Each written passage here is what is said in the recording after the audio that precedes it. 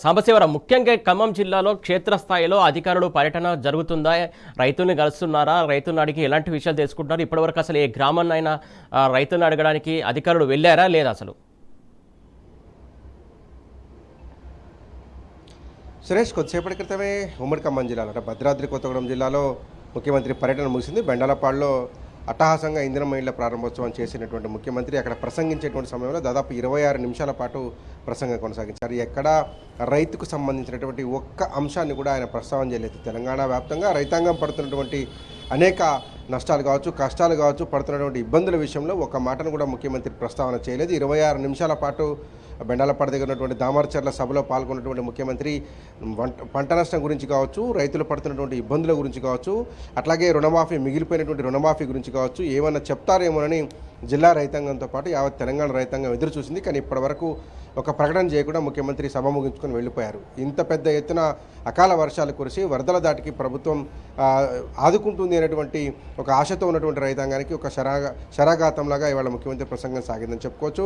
ఈ జిల్లాకు వచ్చినటువంటి ముఖ్యమంత్రి ఖచ్చితంగా జిల్లాకు సంబంధించినటువంటి జరిగినటువంటి నష్టాన్ని అంచనా వేయడం విషయంలో కావచ్చు, రైతులకు జరిగినటువంటి అన్యాయం విషయంలో ఒక నివేదిక తెప్పించుకొని సకాలంలో సాయం అందించాల్సినటువంటి పరిస్థితి ఉండేది. కానీ ఇప్పటి వరకు ఎటువంటి కసరత్తు జరగకపోవడం, అధికారులను ప్రశ్నించిన సందర్భాల్లో అధికారులు చెప్తున్నారు ప్రభుత్వం ఒక నిర్ణయం తీసుకొని సర్వే నిర్వహించండి అని చెప్తే మేము సర్వే నిర్వహిస్తాం. కానీ ఇప్పటివరకు ప్రభుత్వమే ఒక నిర్ణయం తీసుకోలేదు, ఒక పాలసీ మ్యాటర్ తీసుకోలేదు. రైతులకు ఎంత పంట నష్టం జరిగిందో అంచనా వేయండి, అంచనా వేసిన పంట ఎంత నష్టం జరిగింది, అంటే పంట నష్టం జరిగినప్పుడు అంచనా వేసేటువంటి క్రమంలో ఎన్ని ఎకరాల పంట నష్టం జరిగింది, ఎంత పెద్ద ఎత్తున పంట నష్టం జరిగింది, జరిగినటువంటి నష్టం పర్సంటేజ్ ఎంత, కాస్ట్ ఆఫ్ పర్సంటేజ్ ఎంత అనేటువంటిది కూడా అంచనా వేస్తారు. కాబట్టి ఆ అంచనా లెక్కలను తీసుకునే ప్రభుత్వం వారికి పరిహారం ఇస్తుంది. కానీ ఇప్పటి వరకు క్షేత్రస్థాయిలో అధికారుల దగ్గరికి రైతులే వెళ్ళి చెప్తున్నారు, మా పంట నష్టమైంది, మా పొలం నష్టపోయాం, మా పొలము నీట మునిగిపోయింది, మా పొలంలోకి నీళ్లు వచ్చాయి, ఇసుక మేట వేసిందనో ఇంకో రకంగా జరిగిందనో, జరిగినటువంటి నష్టాన్ని ఫోటోలు, వీడియోల ఆధారాలు, ఫోన్లలో వీడియోలు తీసుకొని వెళ్ళి కలెక్టర్లను, అసిస్టెంట్ కలెక్టర్లను,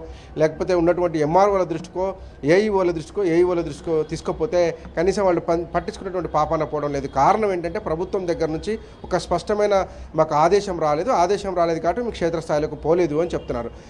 ఇంత దారుణమైన పరిస్థితి. ఎందుకంటే ఎప్పుడూ లేనట్టుగా ఈసారి ఎక్కువ వాగులు పొంగాయి. ఖమ్మం జిల్లా వ్యాప్తంగా ఉన్నటువంటి వాగులన్నీ పొంగి పొరలటం ద్వారా ఈ రోజు కూడా అదే పరిస్థితి. ఈ రోజు కూడా బుగ్గవాగు ఉధృతంగా ప్రవహిస్తూ ఉంది. నిమ్మవాగు కావచ్చు, దాంతోపాటు బండిరేవు వాగు కావచ్చు, పగిడేరు వాగు కావచ్చు, అట్లాగే మున్నేరు, ఆకేరు లాంటి వాగులు ఖమ్మం జిల్లాలో పెద్ద ఎత్తున ప్రవహిస్తున్నాయి. ఒక పక్క గోదావరి పోటు వల్ల కూడా దాదాపు బుర్గంపాడు మండలంలో 200 నుంచి 250 ఎకరాల దాకా నీట మునిగినట్టుగా రైతాంగం నెత్తి నోరు కొట్టుకుంటూ చెప్తా ఉన్నారు.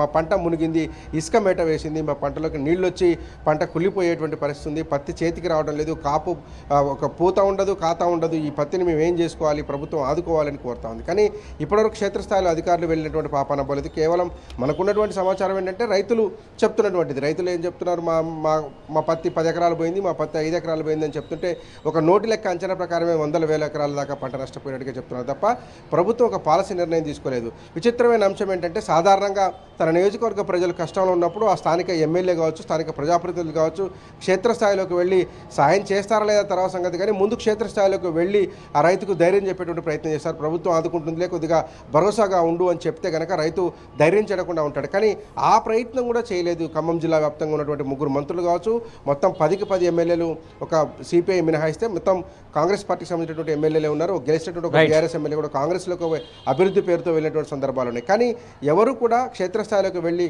ఆదుకుంటామనేటువంటి ఒక భరోసా ఇవ్వకపోవడంతో రైతాంగం 2 రకాలుగా ఒక పక్క నష్టపోయారు, మరొక పక్క మనోధైర్యం చెడిపోయి ఇబ్బందుల పాలవుతున్నారు. సురేష్.